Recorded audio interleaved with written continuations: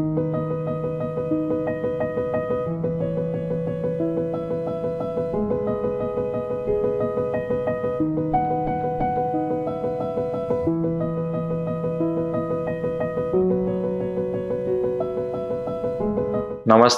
मेरा नाम डॉक्टर जय आर अन्नम है। मैं मुंबई स्थित एक ब्रेस्ट कैंसर, ब्रेस्ट ऑन्कोप्लास्टी और एस लिम्फा सर्जन हूँ। आज का मेरा वीडियो है ब्रेस्ट रिकंस्ट्रक्शन के ऊपर। मुझे मेरे श्रोताओं ने काफ़ी सवाल पूछे हैं ब्रेस्ट रिकंस्ट्रक्शन को लेकर। मैंने पहले भी काफ़ी सारे वीडियोस बनाए हैं और आज उन्हीं वीडियोस के बेसिस पे कुछ सवाल पूछे गए, उनका जवाब देने वाला हूँ मैं। तो सबसे पहला सवाल है कि can breast reconstruction surgery increase the risk of cancer recurrence. तो बहुत ही आसान सा सवाल पूछा है कि क्या ब्रेस्ट रिकंस्ट्रक्शन सर्जरी की वजह से ब्रेस्ट कैंसर रिकरेंस यानी ब्रेस्ट कैंसर दोबारा आ सकता है। तो इसका सटीक और सिंपल जवाब है नो। ब्रेस्ट कैंसर रिकंस्ट्रक्शन की वजह से ब्रेस्ट कैंसर फिर से नहीं आता है। ब्रेस्ट कैंसर के बाद जो हम रिकंस्ट्रक्शन करते हैं वो काफ़ी स्टैंडर्ड है, काफ़ी सालों से किया जाता है और इट इज़ वेरी सेफ और कैंसर फिर से मतलब इसकी वजह से नहीं आता है। तो be sure it's nothing to do with cancer recurrence. Next सवाल है कि क्या ब्रेस्ट रिकंस्ट्रक्शन में हमेशा हम इम्प्लांट्स यूज़ करते हैं। तो इसका भी जवाब नहीं है।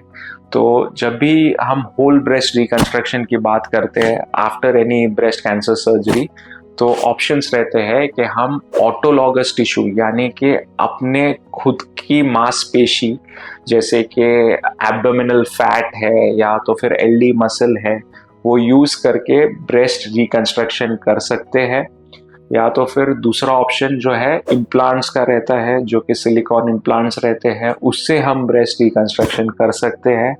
और तीसरा ऑप्शन हाइब्रिड रहता है जिसमें हम दोनों यूज करते हैं कि हम ऑटोलॉगस टिश्यू भी यूज करते हैं और इम्प्लांट्स भी। बट ये जो ऑप्शन है ये पेशेंट की बॉडी हैबिटस को देख के हम लेते हैं कि ये पेशेंट के इंटरेस्ट में होता है कि उनके लिए बेस्ट सूटेबल क्या है। तो काफ़ी सारे ऑप्शंस हैं। अगर आप किसी स्पेशलिस्ट डॉक्टर को मिलते हैं तो आपको ये ऑप्शंस दिए जाएंगे। मुझे नेक्स्ट सवाल पूछा गया है कि क्या ब्रेस्ट रिकंस्ट्रक्शन सर्जरी के लिए कुछ एज रिस्ट्रिक्शंस है। तो मेरा जवाब फिर से रहेगा नहीं। ब्रेस्ट रिकंस्ट्रक्शन चाहे वो पार्शियल ब्रेस्ट रिकंस्ट्रक्शन यानी कि ऑन्कोप्लास्टी हो जिसमें हमने सिर्फ कैंसर की गांठ विद सेफ मार्जिन निकाला है, उसके बाद हम ऑन्कोप्लास्टी करते हैं। मैंने ये 75 ईयर ओल्ड लेडी के लिए भी किया है। It is very safe. Patients खुद होके पूछते हैं कि कि मैं रिकंस्ट्रक्शन करना चाहती हूँ, मैं कंप्लीट महसूस करना चाहती हूँ। तो अगर पेशेंट चाहे तो ये कर सकते हैं। इसके लिए कुछ एज रिस्ट्रिक्शन नहीं होता है। ये आप पे है कि आप क्या चाहते हैं और आप क्या पूरा इलाज लेने के लिए तैयार हैं। And breast reconstruction is completely safe, scientific, nothing to worry. Next सवाल मुझे पूछा गया है, does breast reconstruction surgery affect sensation in breast. तो डेफिनेटली सर्जरी बॉडी के किसी भी पार्ट में हो उस पार्ट की नर्व्स पे अफेक्ट करता है। अब जब हम ब्रेस्ट रिकंस्ट्रक्शन यानी कि होल ब्रेस्ट रिकंस्ट्रक्शन करते हैं जिसमें समझिए कि हमने सिर्फ स्किन और निप्पल बचाया है बट बाकी पूरा ब्रेस्ट निकाल दिया है, उसको एक DIP फ्लैप यानी कि पेट से मांस लेके जब डाला है तो डेफिनेटली इस जो नए ब्रेस्ट में सेंसेशंस बहुत ही कम रहते हैं। ये पेशेंट टू पेशेंट वेरिएबल रहता है। बट जब पेशेंट अपने आप को आईने में देखते हैं तो वो अपने आप को एक कंप्लीट महसूस करते हैं। तो डेफिनेटली सेंसेशंस कम रहेंगे। कुछ पेशेंट्स में सेंसेशन बिल्कुल नहीं रहेंगे। बट ये आपको डिसाइड करना है कि आपको विदाउट सेंसेशन भी चलेगा नहीं चलेगा। But breast reconstruction once again बहुत ही सेफ रहता है। ये जो भी यंग लेडीज करती है they are very satisfied and happy with it. मेरा नेक्स्ट सवाल पूछा गया है Does breast reconstruction surgery leave visible scars? Visible scars का मतलब है कि स्कार्स कहीं ऊपर रहते हैं कि नहीं। तो अभी हमारे पास काफ़ी ऐसे सर्जिकल ऑप्शंस है जिसमें कि हम हिडन स्कार्स यूज करते हैं। हिडन स्कार का मतलब है कि स्कार जो है वो इंफ्रा मैमरी क्रीज में हाइड हो जाता है या तो फिर लैटरल क्रीज में हाइड हो जाता है। तो ज़रूरी नहीं है कि हर एक पेशेंट को जिसमें ब्रेस्ट रिकंस्ट्रक्शन या ब्रेस्ट सर्जरी हुआ हो उनमें विजिबल स्कार रहेगा। Depending upon the body habitus of the patient, tumour किस जगह पे है, ट्यूमर स्किन के पास है कि नहीं है, हम डिसाइड कर सकते हैं और पेशेंट को हिडन स्कार सर्जरी भी ऑफर कर सकते हैं। नेक्स्ट सवाल पूछा गया है, is breast reconstruction surgery safe for all breast cancer survivors?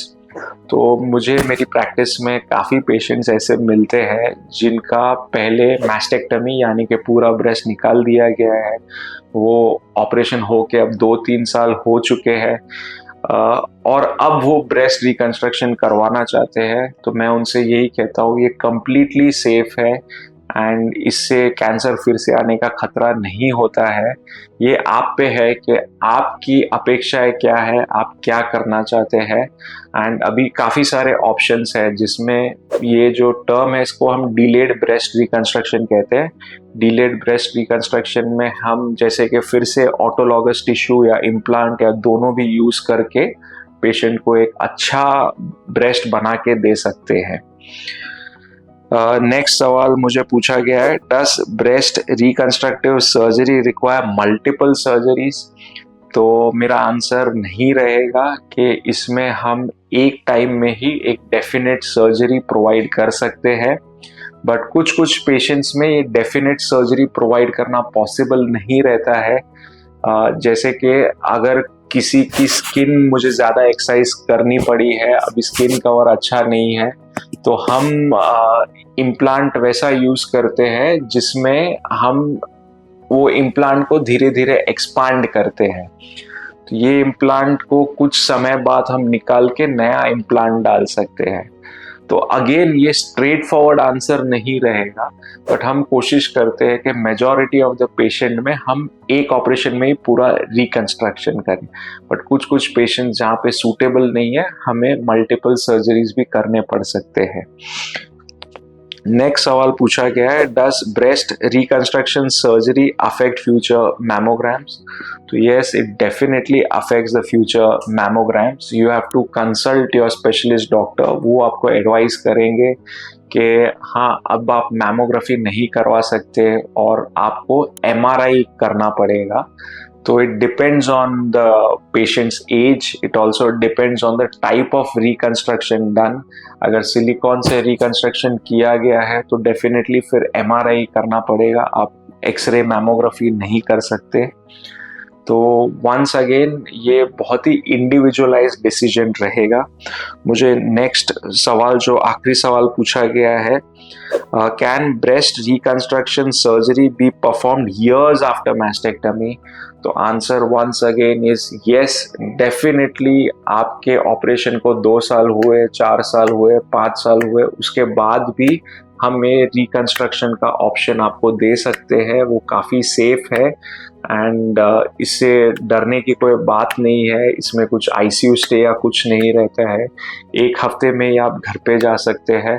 तो उस रिकंस्ट्रक्शन में जैसे कि मैंने आपको पहले भी कहा है, हम ऑटोलॉगस फ्लैप यानी कि बॉडी का अपना हिस्सा या तो फिर इम्प्लांट्स यूज़ कर सकते हैं। तो ये कुछ सवालों के जवाब दिए हैं मैंने। अगर आपको कुछ और सवाल है, आप जिनका जवाब जानना चाहते हैं, तो प्लीज़ नीचे दिए गए कमेंट सेक्शन में लिखिए, मैं या मेरी टीम आपको संपर्क ज़रूर करेंगे। Thank you.